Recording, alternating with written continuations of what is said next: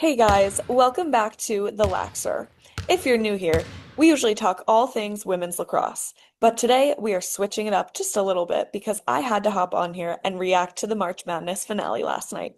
I mean, wow, that game absolutely lived up to the hype. Even if you're not a huge basketball fan, March Madness always finds a way to pull you in, and last night was one of those moments where you just kind of had to be watching. The energy, the pressure, the momentum swings, it honestly reminded me a lot of championship games in lacrosse, just on a massive stage. So let's get into it. First of all, the intensity from the very beginning was insane. You could tell right away that neither team was going to back down. Every possession felt important, every defensive stop mattered, and it really came down to who could execute better under pressure. And that's something we talk about all the time in lacrosse, too. When the game speeds up and the stakes are high, it's not always about who's more talented, it's about who stays composed.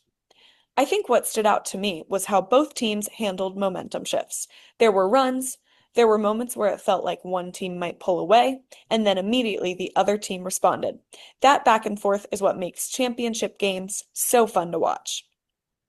Also, can we talk about the individual performances?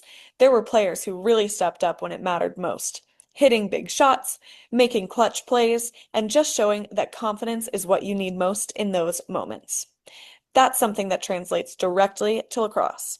Whether it's a free position shot, a big defensive stop, or a draw control in a tight game, big players show up in big moments. Another thing I noticed was the coaching.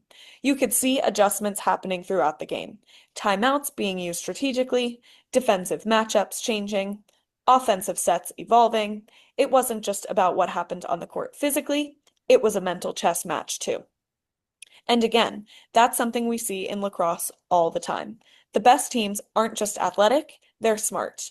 They adapt, they make in-game changes. Now, from a fan perspective, this is why March Madness is so popular. It's unpredictable, it's emotional, and it creates these moments that everyone talks about the next day.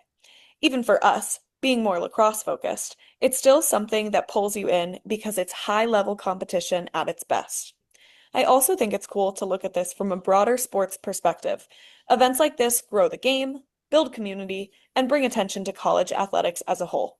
Honestly, that benefits all sports, including men and women's lacrosse. So while this isn't our usual content here on TheLaxHer, I think there's a lot we can take away from games like this, especially in terms of mindset, composure, and performing under pressure.